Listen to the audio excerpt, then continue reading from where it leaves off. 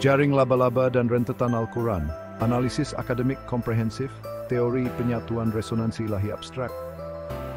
Kajian ini mengemukakan teori rentetan web, sebuah kerangka teoretikal sistemik yang memahami Al-Quran sebagai jaring laba-laba ilahi Ankubut, mengintegrasikan not ayat surah, benang tema naratif, pola matematik, dan rentetan resonansi, huruf, nombor, bunyi fonetik, dengan tauhid sebagai singularity ontologi. Melalui analisis mendalam terhadap matematik, Sedaf, pola 19, 7, 2, 2, 2, tema rahmat keadilan, linguistik, balakah, simbolisme, semut tali, konteks historis, Mekah Madinah, dan interaksi dinamik, kajian ini menegaskan Al-Quran sebagai sistem koheren yang responsif terhadap keperluan intelektual, rohani, dan sosial pada 2025. Kajian case hipotetikal yang pelbagai menggambarkan potensi kesan Al-Quran terhadap kesedaran rohani, perpaduan komuniti, pendidikan, dan inovasi teknologi. Pendekatan interdisiplin merujuk tafsir klasik Ibn Kathir, Al-Tabari, Al-Razi, modern dan disiplin seperti linguistik, matematik, dan psikologi, menyumbang kepada wacana akademik tentang struktur Al-Quran, aplikasi pendidikan, dan dakwah digital. Kandungan pengenalan, kerangka teoretikal dan signifikasi teori rentetan web, bab 1, asas ontologi, epistemologi, dan metodologi. Teori rentetan web, bab 2, dimensi matematik, simetri, resonansi, dan ketertiban ilahi. Bab 3, analisis tematik, rahmat sebagai benang penyatuan sistemik. Bab 4, mekanisme pengulangan, irama, resonansi, dan integrasi. Bab 5, simbolisme, not semantik, dan lapisan makna ilahi. Bab 6, trajektori rohani, laluan sistematik menuju tauhid. Bab 7, konteks historis, dinamik temporal, dan adaptasi ilahi. Bab 8, keuniversalan, dimensi antropologi, sosiologi, dan etika. Bab 9, tauhid, singularity, ontologi, dan falsafah penyatuan. Bab 10, linguistik ilahi, resonansi fonetik, semantik, dan balagah. Bab 11, interaksi dinamik Al-Quran sebagai sistem responsif. Bab 12, aplikasi praktikal, pendidikan, dakwah, teknologi, dan etika. Bab 11, kesimpulan integrasi teoretikal dan prospek masa depan. Lampiran glosari istilah teknikal, jadwal analisis ayat dan pola senarai, sumber rujukan, bibliografi, indeks pengenalan, kerangka teoretikal dan signifikasi teori rentetan web. Latar belakang Al-Quran sebagai kalam Allah bukan sekadar teks linear tetapi sistem pelbagai dimensi yang mengintegrasikan ayat, tema, dan resonansi ilahi dalam satu jaring koheren. Dalam konteks 2025, di mana kemajuan teknologi, AI, platform digital seperti X, dan cabaran intelektual kerana pluralisme membentuk wacana global, Al-Quran kekal relevan sebagai panduan rohani, intelektual, dan etika. Teori rentetan web menawarkan model baru untuk memahami Al-Quran, mengibaratkannya sebagai jaring laba-laba. Ankubut, mat tersebut, yang terdiri daripada not ayat seperti Fatah Basama, benang, hubungan tematik, matematik, dan rentetan, huruf, nombor, bunyi yang bergetar, semuanya bertumpu pada tauhid. Definisi dan objektif teori ini mendefinisikan Al-Quran sebagai sistem dinamik yang struktur, terdiri daripada not unit ayat surah, benang, hubungan seperti rahmat, pola 19, dan rentetan, resonansi seperti sin, mim. Fungsi, berinteraksi dengan pembaca melalui refleksi, hafazan, dan aplikasi praktikal. Matlamat, menghubungkan manusia kepada Allah melalui tauhid. Objektif kajian adalah menganalisis struktur dalaman Al-Quran melalui pendekatan sistemik, menilai potensi teori dalam pendidikan, dakwah, dan teknologi, menyumbang kepada kesejahteraan Islam melalui pendekatan interdisiplin. Kajian ini menggunakan analisis tekstual ayat terpilih, kata Al-Fatihah 1-7, 18, 19, Ali Imran 1-3, Al-Zumar, dianalisis untuk tema matematik dan linguistik. Tafsir, rujukan klasik Ibn Kathir, Al-Tabari, Al-Razi, dan modern untuk konteks dan makna. Pendekatan interdisiplin, matematik, pola nombor, linguistik, balagah, psikologi, interaksi pembaca, falsafah, ontologi tauhid. Kajian case hipotetikal, contoh pelaksanaan teori dalam pendidikan, dakwah, dan teknologi, direka untuk relevansi universal. Signifikasi teori ini relevan kerana menjembatani teologi tradisional dengan sains moden, teori sistem, graf, menawarkan pendekatan pendidikan yang menarik untuk generasi digital, menyokong dakwah yang inklusif dan responsif terhadap cabaran 2025. Dalil, Al-Quran sendiri menegaskan sifat sistemiknya. Allah telah menurunkan sebaik-baik perkataan, sebuah kitab yang seragam.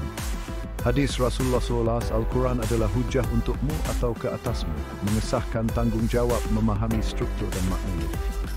Struktur buku, Buku ini terdiri daripada 11 bab analisis dan 1 bab kesimpulan. Setiap satu menangani dimensi teori matematik, tema, linguistik, simbolisme, konteks dan aplikasi dengan hujah logik, dalil dan penjelasan terperinci. Bab 1. Asas ontologi dan metodologi. Teori rentetan web. Pengenalan ini menetapkan asas teoretikal teori rentetan web. Memahami Al-Quran sebagai sistem ilahi yang terdiri daripada not, benang dan rentetan dengan tauhid sebagai inti. Ontologi. Al-Quran sebagai sistem ilahi, ontologinya mengandaikan Al-Quran sebagai manifestasi kalam Allah, bukan sekadar teks tetapi struktur hidup. Analoginya adalah jaring laba-laba. Not, unit seperti ayat Bismillah Fatihah atau surah Al-Ikhlas. Benang, hubungan tematik, rahmat. Naratif Sulaiman dalam 6 atau matematik 2-2 ayat-ayat At-Taubah. Rentetan. Elemen dinamik seperti muqatta'at, tasin, an-natik atau huruf sin, mim yang bergetar merentasi teks. Dalil, Al-Baqarah 2, kitab ini tiada keraguan padanya, petunjuk bagi orang bertakwa, mengesahkan Al sebagai sistem petunjuk.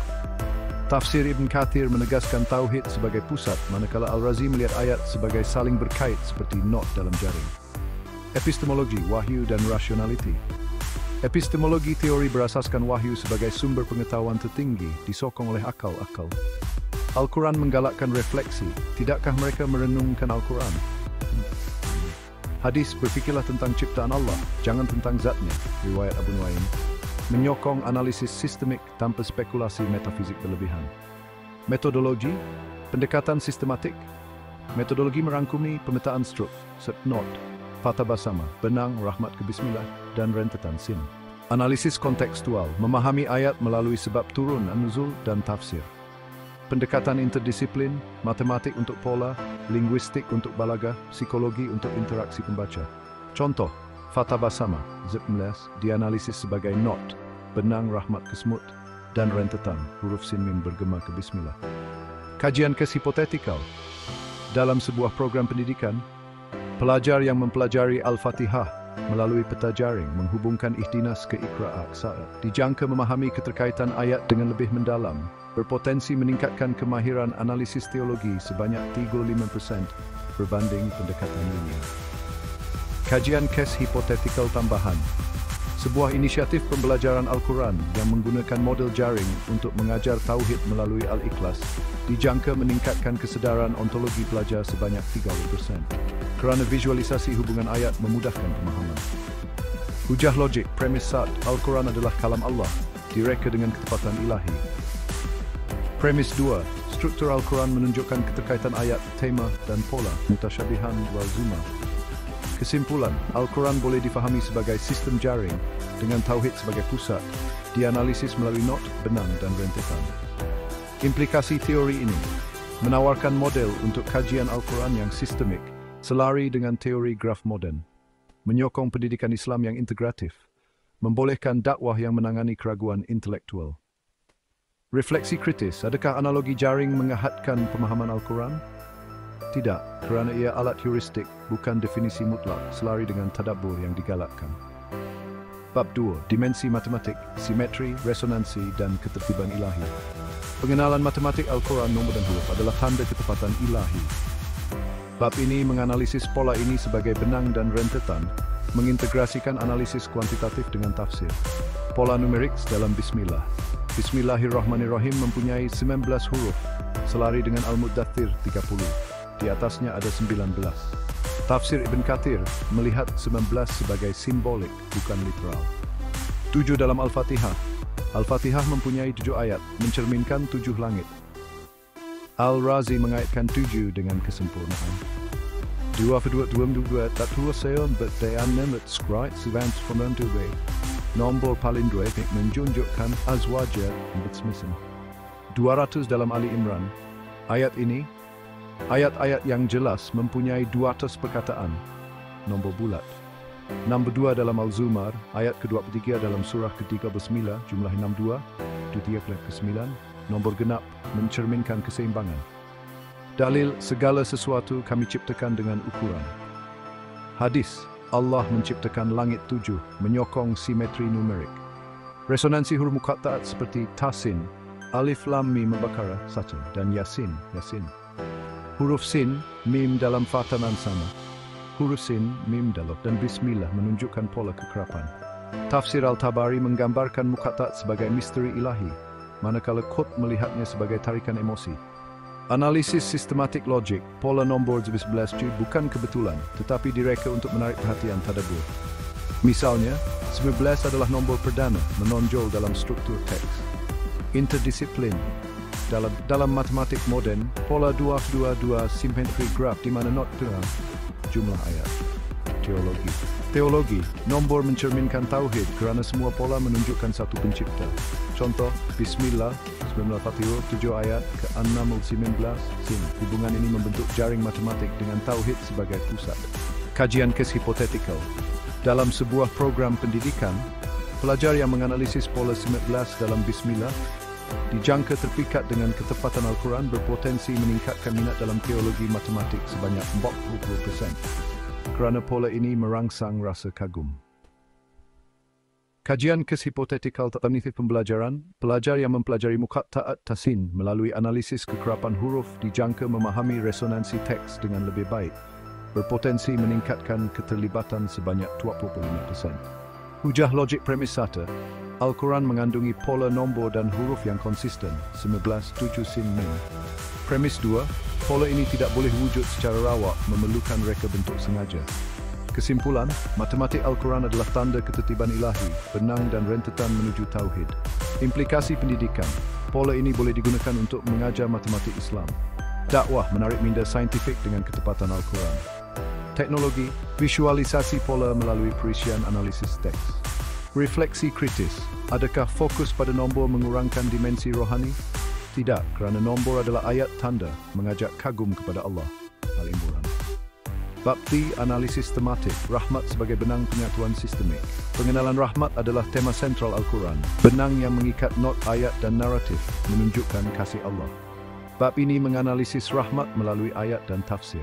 Manifestasi rahmat An-Naml 19. Maka dia tersenyum, terhibur dengan kata-katanya. Senyum Sulaiman menunjukkan rahmat kepada semut, selari dengan rahmatku meliputi segala sesuatu. Al-Fatihah. Bismillahirrahim, pengasih universal, Rahim, penyayang khusus. Tafsir Al-Jalalain menegaskan ini sebagai sifat asas Allah. At-Taubah 19, kemudian dia menerima taubat merahmat melalui pengampunan 3 sahabat. Al-Baqarah tidak membebani seseorang melainkan sesuai dengan kesanggupannya. Rahmat dalam ujian. Ali Imran Scribble 9, sebab rahmat daripada Allah engkau lembut terhadap mereka. Rahmat dalam kepimpinan Rasulullah SAW. Dalil tambahan, kami tidak menurunkan Al-Quran kepadamu supaya engkau susah. Hadis, sesiapa yang tidak mengasihi, dia tidak dikasihi. Bukhari, menyokong rahmat sebagai etika. Struktur tematik, rahmat menghubungkan, naratif, 19 kedua. Hukum, pengampunan, At-Taubah 19, keketabahan. Etika, kepimpinan Ali Imran. Tafsir Al-Tabari menggambarkan rahmat sebagai sifat menyeluruh, manakala Qut melihatnya sebagai dinamik mengimbangi keadilan. Analisis sistematik logik, rahmat bukan tema rawak tetapi benang yang direka untuk menyatukan teks. Misalnya, Bismillah mengawali self tidak belas suraskan rahmat sebagai asas. Psikologi, rahmat menenangkan pembaca, seperti kesan Bismillah dalam solat. Falsafah, rahmat mencerminkan tauhid kerana kasih berpunca daripada satu zat. Contoh, Fatibah sama ke Bismillah ke Taubah, jaring rahmat yang mengikat rendah hati, doa dan pengampunan. Kajian kes hipotetikal. Dalam sebuah program rohani, individu yang merenung Bismillah dan Naml 19 dijangka melaporkan peningkatan ketenangan batin sebanyak 30%. Kerana rahmat membangkitkan rasa dikasihi Allah. Kajian kes hipotetikal tambahan. Dalam inisiatif kebajikan, naratif Fatibah sama yang memupuk empati dijangka meningkatkan penyertaan dalam amal sosial sebanyak 20%. Kerana rahmat menggalakkan kasih sesama manusia. Hujah logik premis 1. Rahmat muncul dalam pelbagai konteks Al-Quran. Naratif, hukum, etika. Premis 2. Pengulangan rahmat menunjukkan peranan penyatuan dalam teks. Kesimpulan, rahmat adalah benang sistemik menghubungkan jaring Al-Quran ke tauhid. Implikasi pendidikan, mengajar rahmat sebagai asas etika Islam. Dakwah, menekankan rahmat untuk menarik hati. Psikologi, menggunakan ayat rahmat dalam terapi rohani. Refleksi kritis, adakah rahmat mengurangkan keadilan Allah? Tidakna rahmatku meliputi segala sesuatu, merangkumi keadilan, seperti azwajah. Bab mekanisme pengulangan, irama, resonansi, dan integrasi. Teks pengenalan pengulangan dalam Al-Quran, huruf, perkataan, frasa, adalah mekanisme struktur yang mencipta irama dan resonansi mengukuh jaring teks. Elemen pengulangan huruf, sin, mim dalam Fatha Basama. Pesbangkok sepat, sin, bismillah mukan mipul sulfat. Perkataan, rahmat dalam Madyan 30, Al-Araf 56. Frasa, ihdinas siratal mustaqim fatilmam, ikra al-alaq khasutul hablum minallah. Ayat Al-Zumar 2, kita yang seragam diulang-ulang. Dalil, kami ulang-ulang ayat supaya mereka ingat. Hadis, bacalah Al-Quran, kerana ia akan datang sebagai pemberi syafaat, menyokong pengulangan untuk hafazan. Struktur resonansi pengulangan membentuk mnemonik, sin memudahkan hafazan, seperti irama muzik. Teologi, mengulang rahmat menegaskan kasih Allah. Estetik, muqatta'at menarik emosi seperti puisi ilahi. Tafsir Al-Jalalain menggambarkan muqatta'at sebagai tarikan ilahi, manakala Nasr melihat pengulangan sebagai simfoni rohani. Analisis sistematik logik, pengulangan bukan redundansi tetapi mekanisme integrasi. Misalnya ihdinas dalam setiap solat mengukuhkan fokus pada petunjuk. Linguistik, analisis fonetik menunjukkan sin, mim mempunyai frekuensi bunyi yang konsisten, mencipta resonansi. Psikologi, pengulangan meningkatkan pengekalan memori, seperti kesan mantra. Contoh sin, mim dari Fatha Basama ke Bismillah ke Tasin, rentetan irama yang mengikat jaring. Kajian kes hipotetikal, dalam program hafazan, pelajar yang menghafal ihdinas dengan fokus pada irama dijangka meningkatkan konsentrasi sebanyak 25% dan kerana pengulangan mencipta kognitif. Kajian kes hipotetikal tambahan.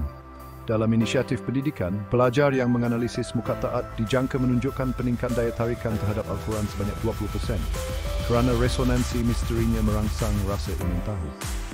Hujah logik premis 1. Pengulangan huruf, perkataan dan frasa konsisten dalam Al-Quran. Premis 2. Pengulangan ini mempunyai fungsi mnemonik, teologi, dan estetik. Kesimpulan, pengulangan adalah rentetan resonansi mengintegrasikan jaring Al-Quran. Implikasi pendidikan, menggunakan irama untuk pengajaran qiraat. Dakwah, menekankan pengulangan untuk menarik emosi. Teknologi aplikasi hafazan berasaskan pola bunyi. Refleksi kritis, adakah pengulangan memudarkan makna? Tidak, kerana setiap ulangan membawa konteks baru, seperti tadabbur. Bab 5, simbolisme, semantik dan lapisan makna ilahi. Pengenalan simbolisme Al-Quran, semut, doa, tali adalah not semantik yang membawa makna pelbagai lapis, mengikat jaring teks. Not simbolik semut melambangkan kerendahan hati, selari dengan rahmatku meliputi. Doa Al-Fatihah, ihdinas siratal mustaqim, harapan petunjuk. Kitab, ilmu sebagai pencerahan. Taubat, At-Taubah, Astaghfirullahaladzim, pengampunan ilahi. Tali, hablun minallah, perpaduan iman. Dalil, kami ciptakan segalanya berpasangan. Hadis, perumpamaan mukmin adalah seperti bangunan. Garis, menyokong simbolisme persetubuhan. Saya boim ni simsol flirt is waj, masyik simdua jarij. Ilmu ikra dengan taubat-taubah, perpaduan dengan pengampunan.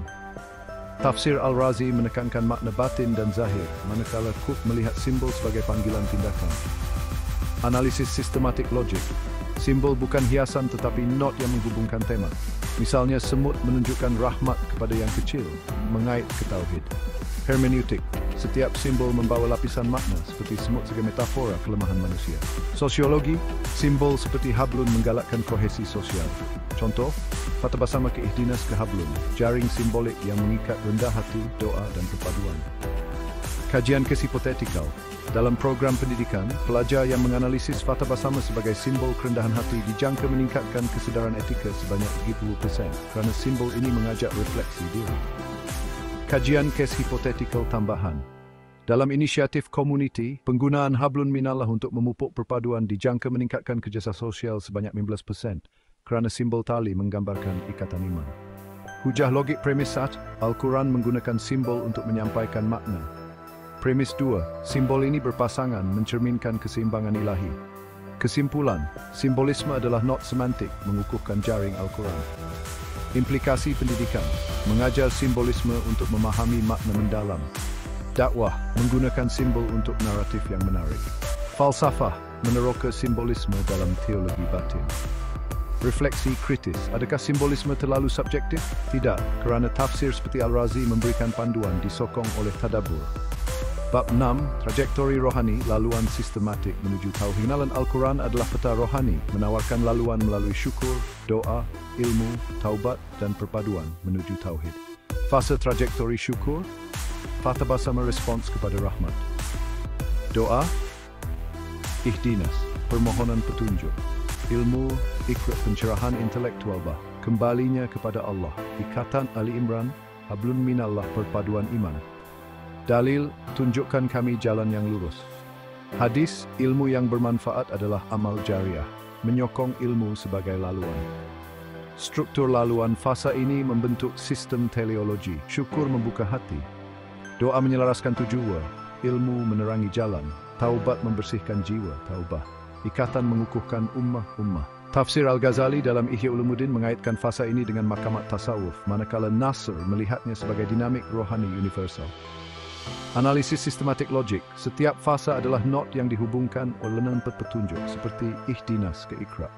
Psikologi, fase ini mencerminkan perkembangan emosi, syukur mengurangi keresahan, taubat membebaskan rasa bersalah.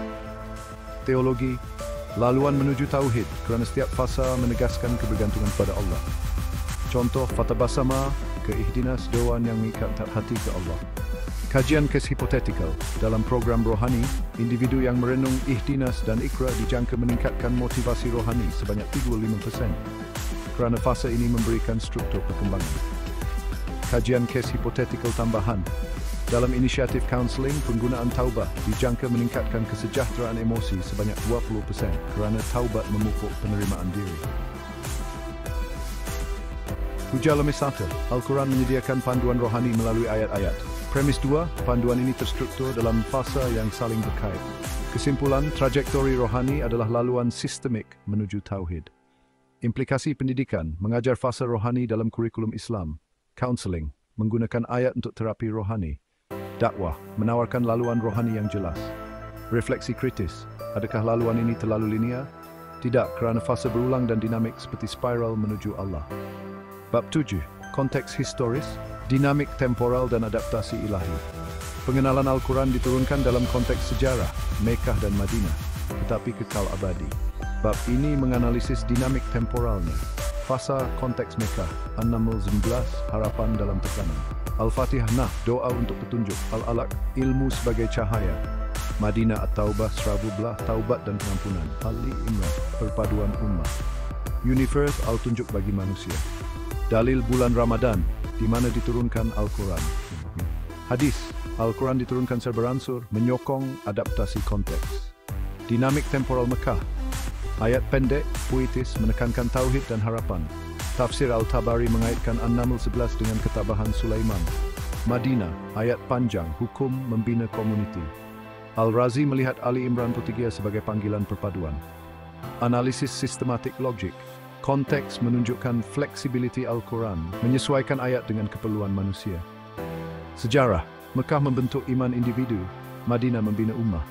Falsafah, adaptasi mencerminkan hikmah ilahi, selari dengan tauhid. Contoh, An-Naml ke Ali Imran Saputi Madinah, benang petunjuk yang menyesuaikan zaman. Kajian kes hipotetikal. Dalam program pendidikan, pelajar yang mengkaji konteks An-16 dijangka meningkatkan empati terhadap cabaran sejarah sebanyak 25%, kerana konteks menyalahkan relevansi. Kajian kes hipotetikal tambahan, dalam inisiatif komuniti Hablun Minallah dijangka memupuk perpaduan sebanyak 16%, kerana konteks Madinah menggalakkan kohesi. Hujah logik premis 1, Al-Quran diturunkan dalam fase sejarah tertentu. Premis 2, setiap fase menangani keperluan unik, tetapi kekal relevan. Kesimpulan, konteks Al-Quran adalah benang adaptasi mengikat jaring ke tauhid. Implikasi pendidikan, membesing tra Al-Quran preventing. Dakwah, misi. Al-Quran, sebuah kitab yang menjadi cahaya di tengah kegelapan, panduan yang membawa kita ke jalan yang lurus. Sebuah kitab yang tiada bandingannya, penuh dengan hikmah dan keindahan yang melampaui zaman. Ia adalah wahyu ilahi, pesanan abadi untuk seluruh umat manusia. Setiap ayatnya adalah cahaya yang menerangi hati dan jiwa. Tetapi ia lebih dari sekadar sebuah kitab. Ia adalah sebuah keajaiban yang hidup, sebuah mukjizat yang terus berbicara kepada kita. Bayangkan sebuah permaidani yang ditenun dengan benang-benang keindahan dan kerumitan yang luar biasa. Setiap benang membawa makna, setiap simpulan menyimpan rahsia. Itulah Al-Quran, permaidani ilmu, panduan dan hikmah ilahi. Ia adalah karya agung yang tidak dapat ditandingi. Setiap ayat, setiap perkataan, setiap huruf saling berkaitan, membentuk satu kesatuan yang menakjubkan. Ia adalah jaringan yang sempurna, di mana setiap bahagian melengkapi keseluruhannya. Ini bukanlah himpunan cerita atau ajaran yang rawak.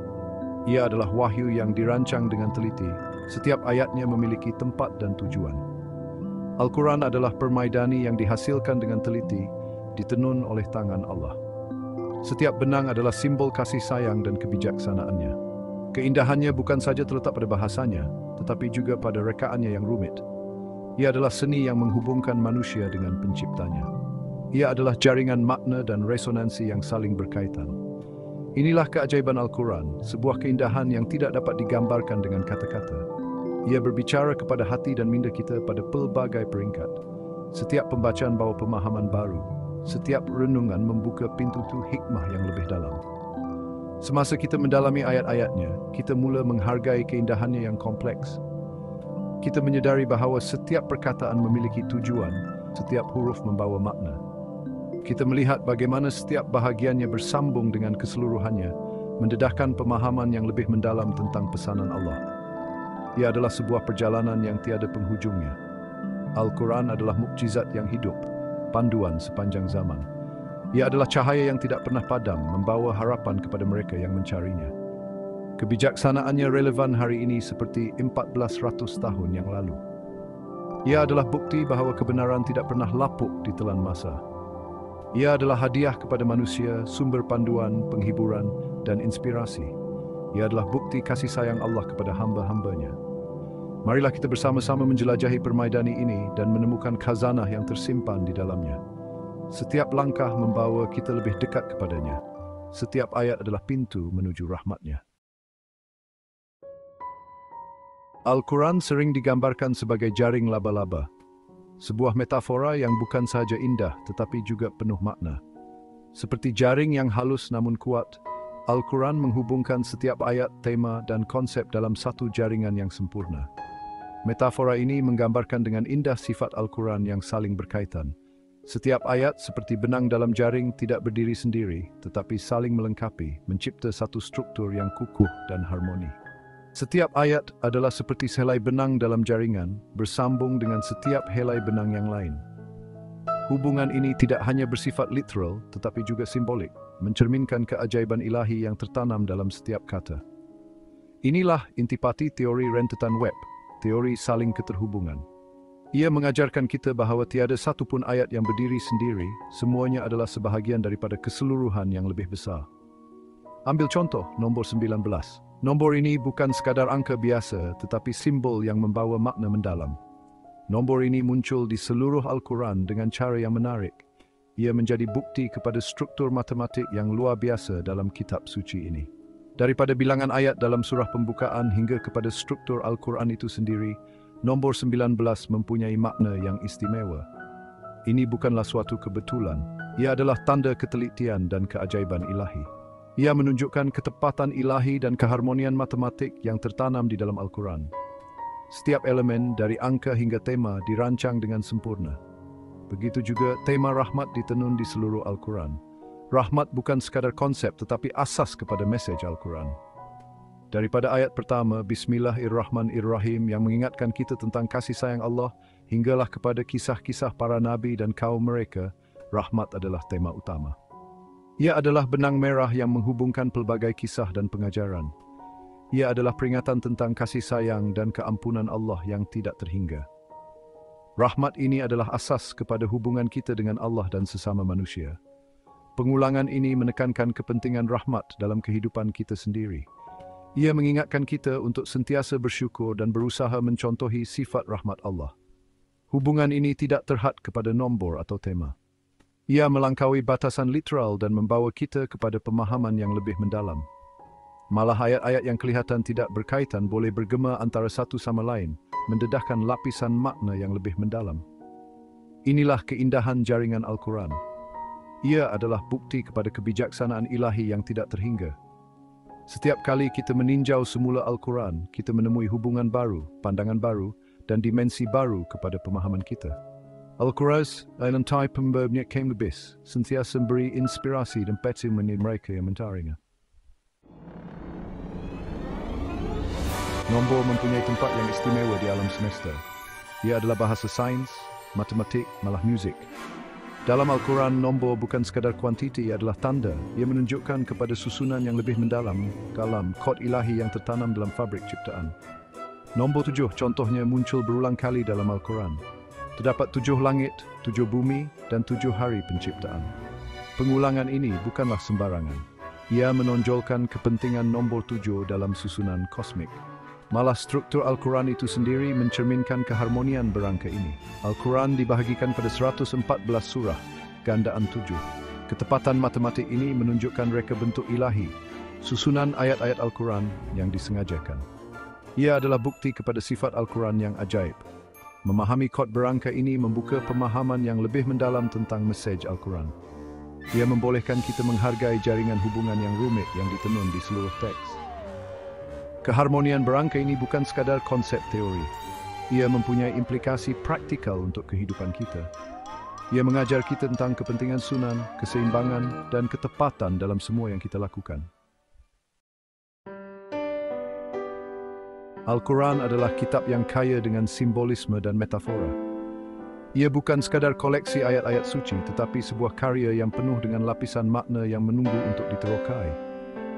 Peranti sastra ini bukan sekadar elemen hiasan, ia adalah alat yang digunakan untuk menyampaikan mesej yang mendalam, seringkali melampaui makna literal perkataan. Simbol dan metafora ini adalah alat yang ampuh untuk menyampaikan makna dan kebenaran yang lebih mendalam, menghubungkan pembaca dengan dimensi spiritual dan intelektual Al-Quran. Ambil contoh, kisah Nabi Sulaiman dan semut. Kisah ini bukan hanya tentang interaksi antara manusia dan makhluk kecil, tetapi juga tentang kebijaksanaan dan kerendahan hati. Dalam surah An-Naml ayat 19, semut itu berkata, "Fatabassama," yang bermaksud dia tersenyum. Perkataan ini kelihatan ringkas, tetapi ia membawa makna yang mendalam. Senyuman Nabi Sulaiman mendedahkan kepribadiannya yang penuh dengan kerendahan hati, kebaikan dan keupayaannya untuk berhubung walaupun dengan makhluk yang paling kecil. Ia mengajar kita tentang pentingnya menghormati semua ciptaan, tidak kira betapa kecilnya. Kisah ini juga mengingatkan kita bahawa kebijaksanaan sejati datang dengan empati dan pemahaman terhadap dunia di sekeliling kita. Begitu juga perkataan Iqra yang bermaksud bacalah mempunyai makna yang sangat besar dalam Al-Quran. Ia adalah perkataan pertama yang diwahyukan kepada Nabi Muhammad, menandakan permulaan misi kenabiannya.